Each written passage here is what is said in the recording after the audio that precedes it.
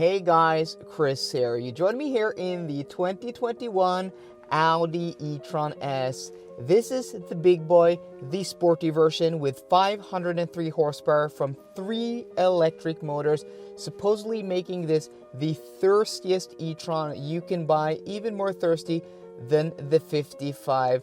And that is what we are going to find out in today's video in our range and efficiency challenge from Oslo to Kristiansand and back again. We're doing the Norwegian High Speed Run, which will be my new standard testing route. It's from Circle K here in Sandvika to the train station, the Fortum chargers, or it's now called Mer chargers in Kristiansand by the train station and back again. The round trip is 615 kilometers, and according to a better route planner, it's going to take 7 hours and 24 minutes. But a caveat there is that a better route planner doesn't have this car yet, so I put in the Audi E-Tron 55. A better route planner is saying that we should spend about 191% state to charge. So in theory, we should be able to get to Kristiansand, top up there, and go back again. But that's what we're going to find out today, how quickly this run will be. So I will see you guys on the road.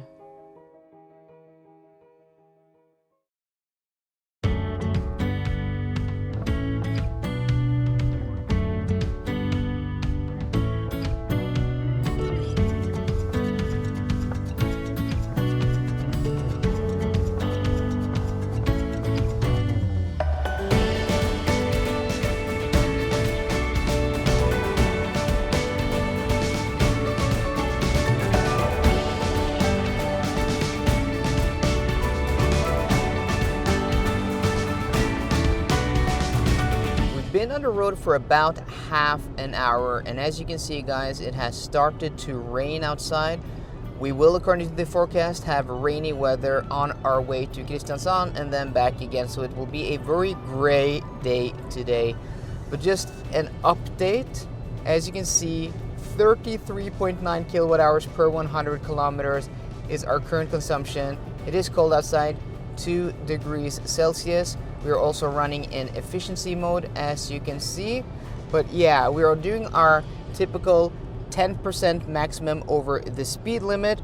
And I think a contributor to the high consumption on this car, you know, not only those dual electric motors, which you know, has more drag on the drivetrain, we also have super wide tires, which are 285 4021s on Nokian Hakkapeliitta R3s equipped on this car. So that will most definitely make it more thirsty than a normal E-Tron 55.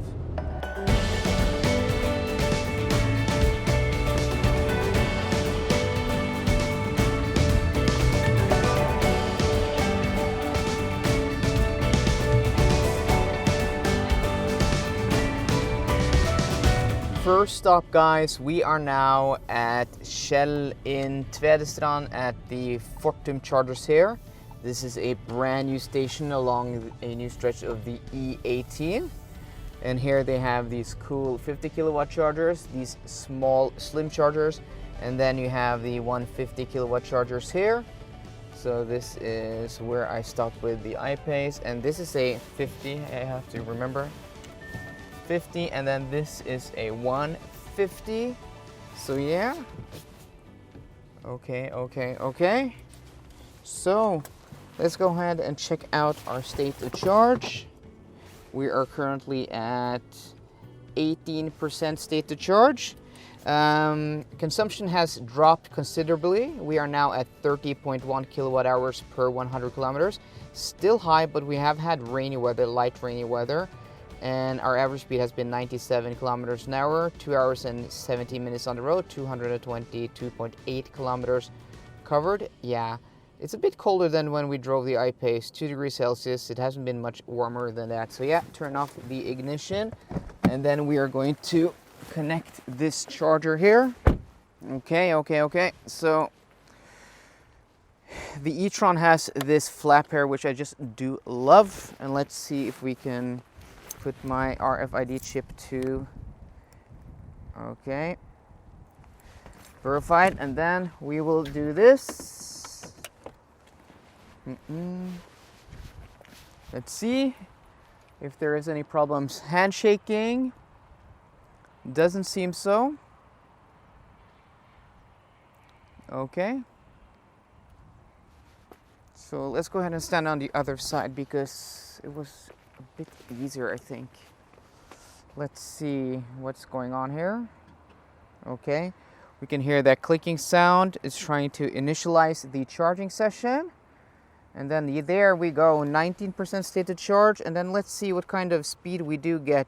So I wasn't able to find this charging station in the GPS because this is too new. But I did yo-yo it the last 2 kilometers. Or I mean, not yo-yo it. I did, what's it called? Yeah, yo-yoing it. Where I, try to get some heat into the battery. Okay, will this start? Come on, come on, come on, come on. And this is very cool. You can scan this via the RFID tag there to see what kind of, to follow your charging. So if you go into the service station here, get something to eat, which I am going to do, and get some drinks. Why is this so slow to start up? That's a bit weird. Come on, come on, come on. This is green. Strange.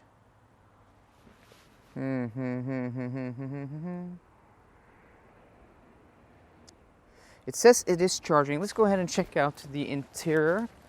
Maybe it's not coming up there. Maybe we're only getting the speed here. It's nicer to sit here though because of the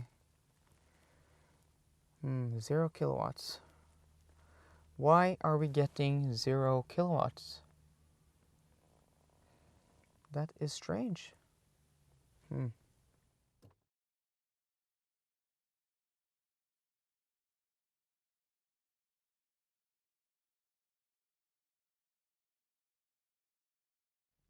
I tried the first charger again and yeah, no go. This is really, really weird. So we have 59 kilometers of range left. So we're going to go to Ops in Arendal, which is around 24 kilometers away. So yeah, we are finally charging, guys. What a stressful day. So we arrived with about 8% state to charge, but something to note is that the entrance to Ops is over there. So you have a roundabout and then you have to take the first left to get to these 4 Grønn Kontakt chargers. These are 4 150 kilowatt chargers, but remember that Grønn Kontakt has now changed their name to Mer. So these should be blue, and I was looking for blue chargers, so I went like around here and I had to go around several times to find them. So I wasted another 3 or 4 minutes, but yeah, first left in the roundabout.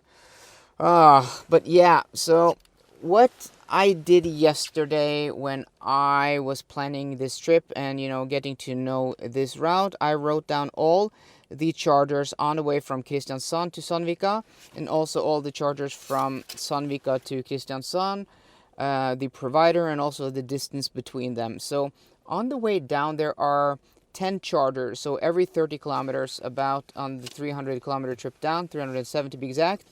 And then there are 12 on the way up, so every 25 kilometers. And as you can see here, we are going to Kristiansand, and then I planned that we were going to go back to Skjellfortum in Tvedestrand.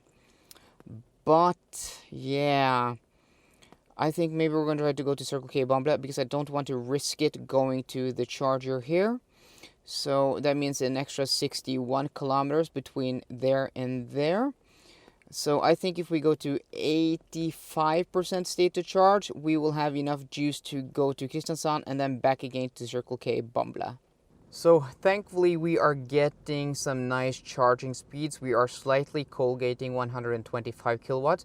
But what is very strange at this is that you might have seen that when I plugged in here, I had 74 kilowatts of charging speed, and there was an E-Tron parked there. But when the E-Tron left, we immediately got 125 kilowatts. So that is very strange.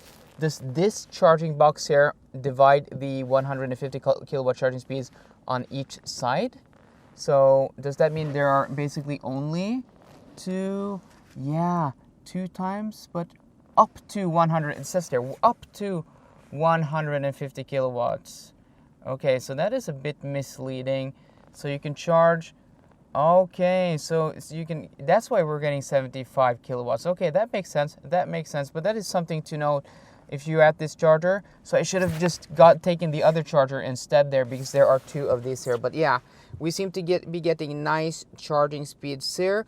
So we are going to go to, I think, 85% state to charge. So yeah, that is what we're going to go to, and I'm going to go out and get something to eat and something to drink now, maybe at Oops behind there, or maybe Biltema over there. But yeah, I don't want to go out in this terrible rainy weather.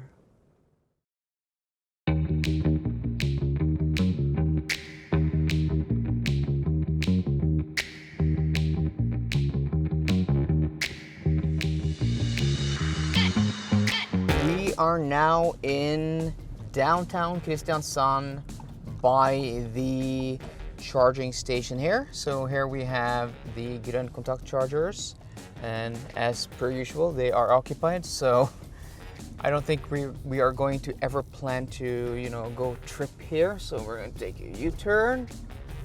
Will this car manage it? Yes, it will. Fantastic. So this is our turning point, downtown Kristiansand. State to charge is 63%, and our consumption is now at 30.0 kilowatt hours per 100 kilometers. It's now 2:04, and we left at 9:55. So 4 hours and 10 minutes is what is the time we have spent. But I've calculated that we lost 17 minutes in the failed charging in Tvedestrand, and then we also lost about 8 minutes with the detour to the charger, which isn't optimal there in Arendal. So that adds up to about 25 minutes. So if you subtract that, we're at 3 hours and 40 minutes. And if you double up that, that is, what is that, 7 hours and 20 minutes. So yeah, I think we're still en route. So yeah.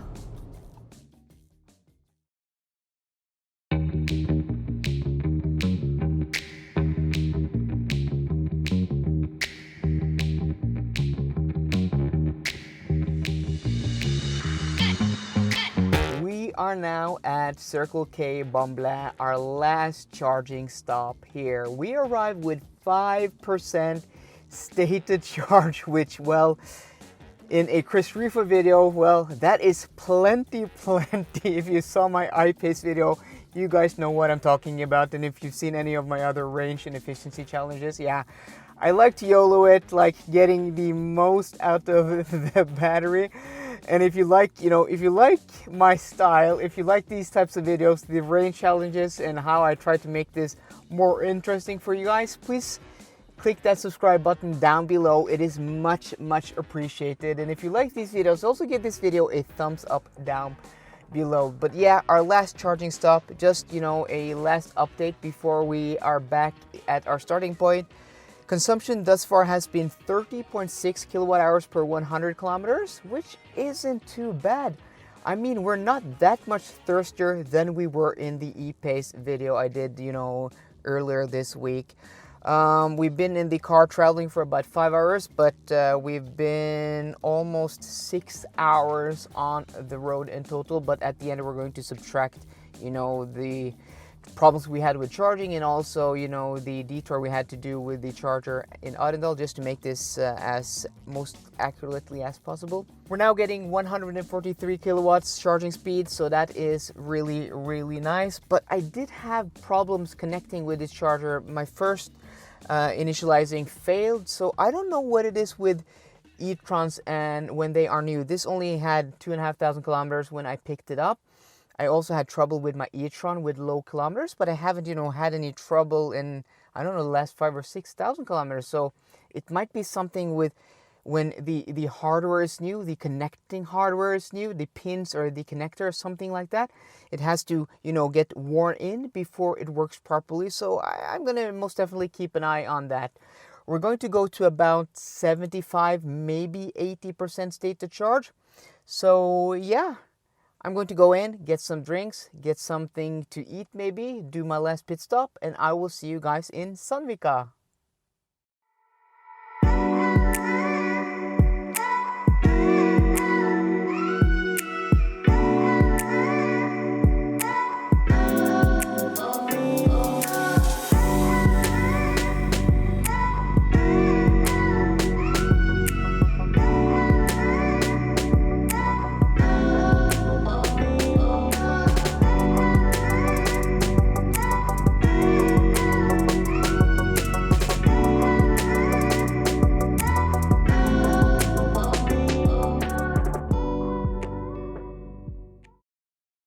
We are now back at Circle K in Sandvika. We arrived here with no drama at all, with 11% state of charge. And we actually only went to 75% state of charge in Bamble, because after I went off camera, I did some calculations and calculated that we could arrive with 70% state of charge, but as a safety buffer, I charged up the extra 5%. So yeah, here with 11% state of charge, and we spent 7 hours and 49 minutes in total travel time today. But remember, we have to subtract some time because we had problems with the charges in Tvedestrand. We also had to do a detour with the charger in Arendal because that isn't, you know, a main charger I would usually use. And we also had problems in Bamble today because when I went to 69% state of charge, the charger just stopped and disconnected. I don't know why, so I had to go out, connect it again, so we had lost a few minutes there. So I've been timing everything today, and I think we can safely subtract 27 minutes. That puts our travel time at 7 hours and 22 minutes, which is actually 2 minutes quicker than what a better route planner is saying the E-Tron 55 should take with today's conditions. So not bad at all. Our total consumption, or our average consumption, has been 30.9 kilowatt hours per 100 kilometers, which is quite high, but we have had, you know, cold temperatures between 1 and 3 degrees Celsius today, and we've also had rainy weather, everything from light showers to heavy showers. You know, it wasn't as bad as when we did the iPace video, but still conditions haven't been great. With an 86.5 kilowatt hour net battery capacity, that puts this car today at a theoretical range of 280 kilometers at the speeds we've done today. You know, this motorway run, this high-speed Norwegian run, or Norwegian High Speed Run. But we have to subtract some because of heat loss, so we'll say about 5%. That gives us a theoretical range with heat loss today of 265 kilometers, which actually isn't too bad considering the conditions. I will do the same, you know, run in my E-Tron 55 just to compare. I'll hopefully do it in a few weeks in similar conditions. So guys, that was today's video. I hope it has been informative and helpful for you guys, and that you enjoyed it. If you did, please drop me a thumbs up down below. And for more car content, as always guys, please subscribe. See you guys later, and goodbye.